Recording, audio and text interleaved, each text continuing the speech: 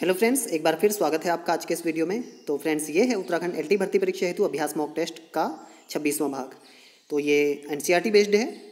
तो आज के इस वीडियो में आप देखेंगे एनसीईआरटी से संबंधित 30 महत्वपूर्ण प्रश्नोत्तर। तो चलिए शुरू करते हैं आज का मॉक टेस्ट। पहला प्रश्न है, मधुकर उपाध्याय का लेख दिए जल उठे किस घटना पर आधारित है? क 1857 की क्रांति, ख भारत छोड़ो आंदोलन, ग दांडी यात्रा या घ सन्यासी आंदोलन। तो देखिए, जो महात्मा गांधी जी ने चलाया था दांडी मार्च, उस पर यह आधारित है। तो आपको पता होगा, गांधी जी 12 मार्च को इन्होंने शुरू किया था और 6 अप्रैल को ये दांडी पहुँचे थे। तो वहाँ पर समुद्र तट के किनारे इन्होंने नमक बनाकर नमक कानून तोड़ा था। तो इसी दांडी यात्रा पर आधारित है ये दिए जल उठे पाठ। दूसरा प्रश्न है, स्मृति किसका आत्मकथात्मक संस्मरण है? क महादेवी वर्मा, ख श्रीकांत वर्मा, ग श्री राम शर्मा या घ जयशंकर प्रसाद। तो देखिए, जो स्मृति है ये श्री राम शर्मा जी का आत्मकथात्मक संस्मरण है। तो आंसर हो जाएगा श्री राम शर्मा। और देखिए, स्मृति में क्या होता है, इनके बड़े जो भाई साहब थे ये उनसे काफ़ी डरते भी थे। तो उन्होंने इन्हें 3 चिट्ठियाँ दी थी पोस्ट करने के लिए। तो इन्हें थोड़ा दूर जाना था, उस समय वाहनों की सुविधा नहीं थी। तो ये तीनों चिट्ठियों को अपनी टोपी में रख लेते हैं। तो रास्ते में इन्हें कुआं मिलता है, खंडहर जैसा कुआं। तो वहाँ पर एक सांप होता है जो फुकार रहा होता है। तो जैसे ही ये कुएं के अंदर झांक कर देखते हैं तो जो टोपियों के अंदर रखी चिट्ठियाँ होती हैं वो कुएं में जा गिरती हैं। तो इस संस्मरण में इन्होंने इसका बड़ा रोचक वर्णन किया है कि कैसे ये वापस वो चिट्ठियाँ कुएं से निकालते हैं। तीसरा है, कल्लू कुम्हार की ऊनाकोटी किस विधा की रचना है? क निबंध, ख यात्रा वृत्तांत, ग आत्मकथा या घ कविता। तो फ्रेंड्स, जो ऊनाकोटी ये कहानी है कल्लू कुम्हार की ऊनाकोटी, ये के विक्रम सिंह का यात्रा वृत्तांत है। जब वे त्रिपुरा गए थे तो वहाँ पर देखिए उस पूरे त्रिपुरा के उन्होंने सांस्कृतिक और भौगोलिक और वहाँ के लोगों के रहन सहन का बड़ा अच्छा वर्णन इसमें किया गया है। और ये देख सकते हैं ऊनाकोटी का ही एक दृश्य यहाँ पर आप अपने सामने। तो ऊनाकोटी जब वे वहाँ के आदिवासियों से बात करते हैं लेखक, तो आदिवासी बताते हैं कि यहाँ पर एक कल्लू कुम्हार नाम का एक मूर्तिकार रहता था जो मूर्तियाँ बनाया करता था और वह शिव पार्वती का बहुत बड़ा भक्त था। तो वह भी कैलाश जाना चाहता था। तो जब उसने अपना यह प्रस्ताव रखा, उसने प्रार्थना की, तो जो शिव थे वे मान तो गए, लेकिन उन्होंने एक शर्त रखी कि अगर वह एक रात में उसकी 1 कोटि मूर्तियाँ, कोटि का अर्थ होता है करोड़, अगर बना दे तो उसे वहाँ पर जगह दे दी जाएगी। तो लेकिन वो रात भर बनाते रहा, लेकिन वो 1 करोड़ में 1 कम बना पाया। तो इसीलिए इसका नाम पड़ गया ऊनाकोटी और इस कारण वह फिर कैलाश भी न जा सका। तो इस तरह की वहाँ की मान्यता है, आदिवासियों की जो मान्यता है, तो इस तरह इसका नाम पड़ गया ऊनाकोटी कहा जाता है। चौथा प्रश्न है, ऊनाकोटी का अर्थ है। तो अभी जैसे आपको बताया गया कहानी के माध्यम से, क 1 लाख में 1 कम, ख 1 करोड़ में 1 ज़्यादा, ग 1 करोड़ में 1 कम या घ 1 करोड़। तो ऊनाकोटी का अर्थ होता है स्थानीय भाषा में 1 करोड़ में 1 कम। कोटि का अर्थ तो करोड़ ही होता है, ये आपको पता होगा। 5वां प्रश्न है, मेरा छोटा सा पुस्तकालय किसका संस्मरण है? तो जो मेरा छोटा सा पुस्तकालय है, क जयशंकर प्रसाद, ख भारतेंदु हरिश्चंद्र, ग धर्मवीर भारती या घ महादेवी वर्मा। तो मेरा छोटा सा पुस्तकालय ये रचना है धर्मवीर भारती जी की। तो देखिए, इनका स्वास्थ्य बहुत खराब था उस समय, जिस समय इन्होंने ये लिखा था। तो उसमें इन्हें अटैक भी आए थे, हार्ट अटैक जिसे कहा जाता है। तो हालांकि चिकित्सकों ने की मदद से इनकी जान बच गई थी। लेकिन उसके बाद ये जब आराम कर रहे थे तो इनका जो छोटा सा पुस्तकालय था, तो उसी पर आधारित उन्होंने लिखा है मेरा छोटा सा पुस्तकालय। तो ये है रचना धर्मवीर भारती जी की। 6वां प्रश्न है, क्षुधा का अर्थ है? क प्यास, क भूख, ग नींद या घ थकान। तो क्षुधा का अर्थ होता है भूख। 7वां प्रश्न है, हरिहर काका किसकी कृति है? क श्री राम शर्मा, ख मिथिलेश्वर, ग राही मासूम रजा या घ गुरदयाल सिंह। तो हरिहर काका देखिए काफ़ी अच्छी कहानी है आप पढ़िएगा जरूर। ये है मिथिलेश्वर जी की। 8वां प्रश्न है सूरदास की झोपड़ी प्रेमचंद के किस उपन्यास से लिया गया अंश है? क रंगभूमि, ख गोदान, ग प्रेमाश्रय या घ सेवा सदन। तो ये है रंगभूमि उपन्यास से लिया गया अंश सूरदास की झोपड़ी। और कभी पूछा जाता है कि सूरदास किस उपन्यास का पात्र है, तो वो रंगभूमि का ही पात्र है। और काफ़ी ये प्रसिद्ध उपन्यास है इनका।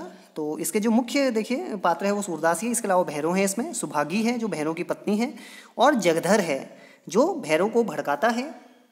और भैरव क्या करता है, जो सूरदास की झोपड़ी होती है उसकी झोपड़ी में वो आग लगा लेता है और उसके जितनी भी जमा पूंजी होती है लगभग 500 रुपये से ऊपर वो वहाँ से ले जाता है।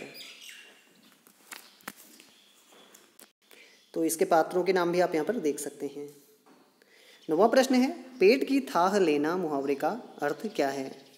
क भोजन करना, ख दवाई खाना, ग अपना ख्याल रखना या घ अंदर की बात जानना। तो पेट की थाह लेना है अंदर की बात जानना। 10वां प्रश्न है एन फ्रैंक का डायरी के पन्ने नामक लेख सर्वप्रथम किस भाषा में प्रकाशित हुआ था? तो एन फ्रैंक जिन्होंने अपनी डायरी के माध्यम से जो हिटलर ने अत्याचार किए थे यहूदियों पर, उस समय आपको पता होगा द्वितीय विश्व युद्ध से पहले, और काफ़ी उन्होंने कंसंट्रेशन कैंप बनाए थे और वहाँ पर जो गैस चैम्बर थे जहाँ पर ले जाकर इन्हें मारा जाता था यहूदियों को। तो इसने उसमें अपना वर्णन किया हुआ है एने फ्रैंक ने।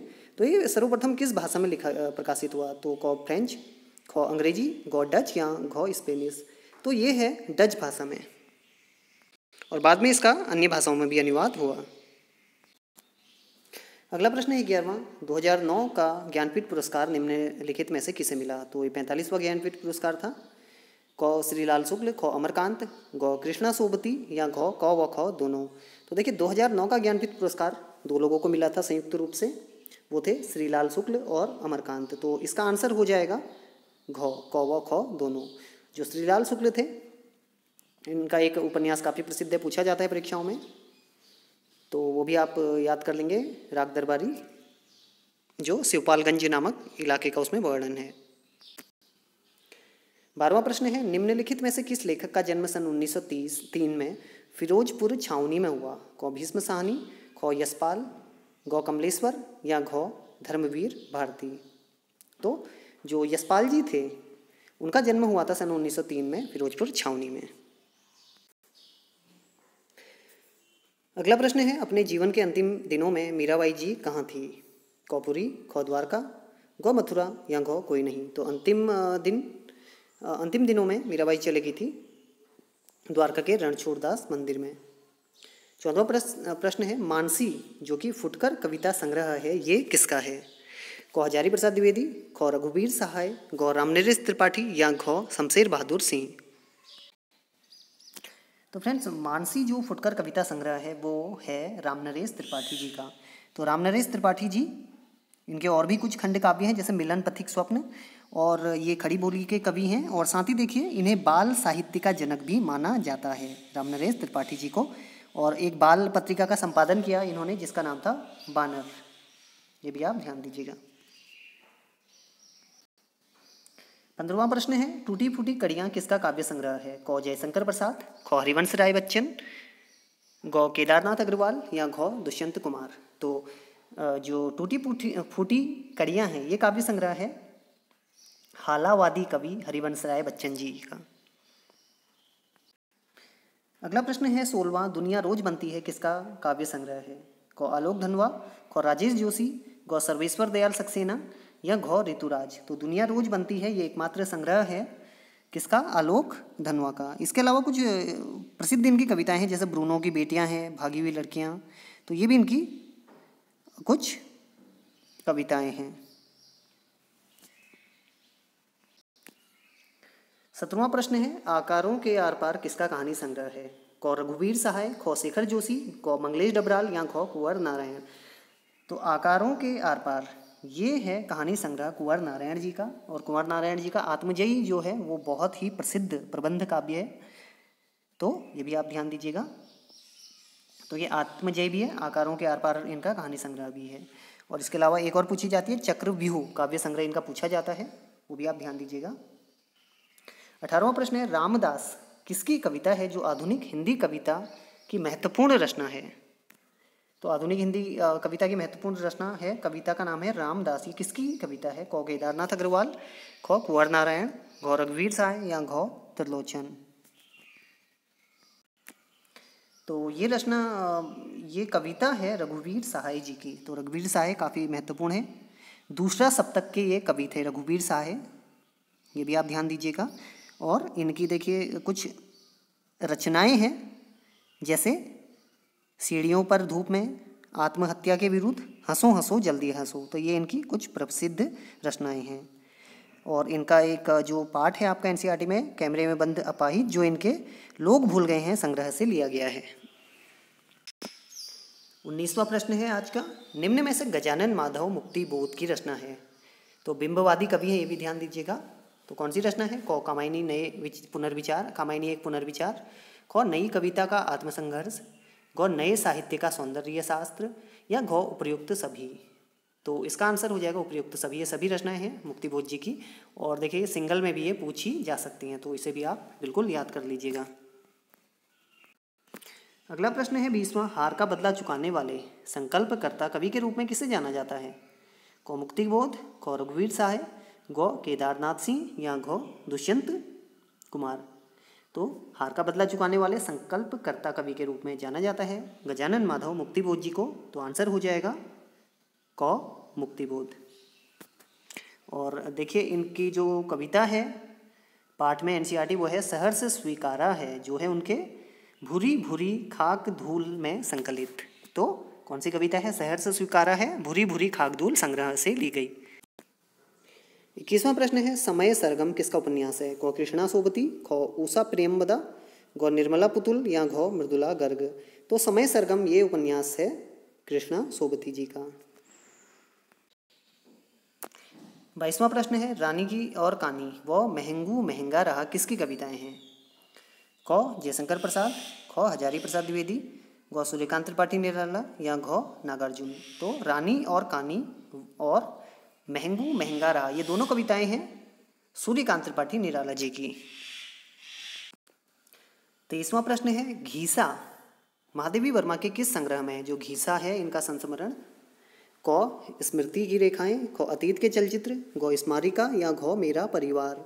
तो ये है अतीत के चलचित्र रेखाचित्र में संग्रह घीसा। 24वां प्रश्न है आलोचना की पहली किताब किसकी रचना है? क डॉक्टर नगेंद्र, ख रामविलास शर्मा, ग गजानन माधव मुक्तिबोध, या घ विष्णु खरे। तो ये रचना है विष्णु खरे जी की। तो जो विष्णु खरे थे सिनेमा पर भी काफ़ी लिखा है इन्होंने, और इन्हें फिनलैंड का जो राष्ट्रीय पुरस्कार था, राष्ट्रीय सम्मान था, वो भी मिला था। कहाँ का मिला था? फिनलैंड का। और इसके अलावा ये चेकोस्लोवाकिया के एक फिल्म क्लब से भी जुड़े थे। तो ये इसका सही आंसर हो जाएगा विष्णु खरे जी। 25वां प्रश्न है आरत दुबे का छपरा जिला बलिया बिहार में किसका जन्म हुआ था? क महावीर प्रसाद द्विवेदी, ख हजारी प्रसाद द्विवेदी, ग रामचंद्र शुक्ल, या घ प्रताप नारायण मिश्र। तो यहाँ हुआ था आचार्य हजारी प्रसाद द्विवेदी जी का जन्म। अगला प्रश्न हजारी प्रसाद द्विवेदी जी से ही संबंधित है कि हजारी प्रसाद द्विवेदी जी की किस कृति का एक नाम रैक्व आख्यान भी है? क बाणभट्ट की आत्मकथा, ख चारुचंद्र लेख, ग पुनर्नवा, या घ अनामदास का पोथा। तो अनामदास का पोथा इसका सही आंसर हो जाएगा, जिसे रैक्व आख्यान भी कहा जाता है। इसके अलावा जो पुनर्नवा है मृच्छ कटिकम पर आधारित है, जो शूद्रक का महाकाव्य है, शूद्रक की रचना है जो तो उस पर आधारित है पुनर्नवा। और बाणभट्ट की आत्मकथा इसके पात्र कई बार पूछे जाते हैं, तो निपुणिका इसकी पात्र है, तो वो भी आप ध्यान दीजिएगा। तो आंसर हो जाएगा हमारा वैसे इस प्रश्न का अनामदास का पोथा। 27वां प्रश्न है अरिष्ठ का अर्थ है क रीठा, ख गुलाब, ग बबूल, या घ अश्वगंधा। तो अरिष्ठ का अर्थ होता है रीठा। 28वां प्रश्न है अनाविल का अर्थ है क अस्वच्छ, ग स्वच्छ, ग कूड़ा, या घ हवा। तो अनाविल इसका अर्थ होता है स्वच्छ। 29वां प्रश्न है अश्वत्थामा किस कृति का मुख्य पात्र है? काफ़ी प्रसिद्ध कृति है। क सूरज का सातवां घोड़ा, ख गुनाहों का देवता, गौ अंधा युग या घ कनु प्रिया। तो देखिए ये अश्वत्थामा ये अंधा युग का पात्र है और इसमें महाभारत का जो युद्ध हुआ था उसके बात का इसमें वर्णन है, ध्यान दीजिएगा। और ये जो सूरज का सातवां घोड़ा है ये सभी रचनाएं वैसे धर्मवीर भारती जी की हैं। तो इस पर ये फिल्म भी बन चुकी है सूरज का सातवां घोड़ा पर। वैसे इसका जो आंसर होगा वो होगा अंधा युग, अश्वत्थामा इसका पात्र है और ये 5 अंक हैं इसमें।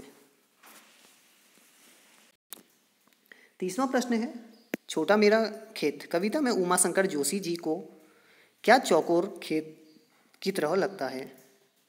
तो क्या लगता है उन्हें चौकोर खेत की तरह? क उनका घर, ख उनका बगीचा, गौ कागज का पन्ना या घ तालाब। तो देखिए जो कागज का पन्ना है उमाशंकर जोशी जी को, छोटा मेरा खेत, उसमें उन्हें लगता है ये कागज के पन्ने की तरह छोटा मेरा खेत, इसके लिए उन्होंने ये रूपक का प्रयोग किया है और इसी में वह अपना साहित्य सृजन या कविता सृजन करते हैं। तभी जैसे जो किसान होते हैं वो आपने देखा होगा कि अन्न सृजन करते हैं खेतों में, वैसे ही जो कवि हैं वो कागज पर अपना जो काव्य सृजन है वो किया करते हैं, तभी इन्होंने कहा है उसे कागज का पन्ना से उसका तुलना की गई है। तो फ्रेंड्स इसके अलावा उमाशंकर जोशी जी ये गुजराती भाषा के प्रसिद्ध कवि हैं जिन्होंने गुजराती भाषा काव्य को नई ऊंचाइयों पर पहुंचाया। और साथ ही देखिए उत्तर रामचरित भवभूति की जो रचना है और साथ ही अभिज्ञान शाकुंतलम कालिदास जी की जो रचना है उसका गुजराती में भी इन्होंने अनुवाद किया था। तो ये भी आपके लिए काफ़ी महत्वपूर्ण हो सकता है। तो फ्रेंड्स ये था आज का NCERT based Hindi mock test. तो किसी भी प्रश्न से संबंधित या कोई आपका विचार हो तो आप कमेंट के माध्यम से दे सकते हैं। तो आज के लिए बस इतना ही, धन्यवाद।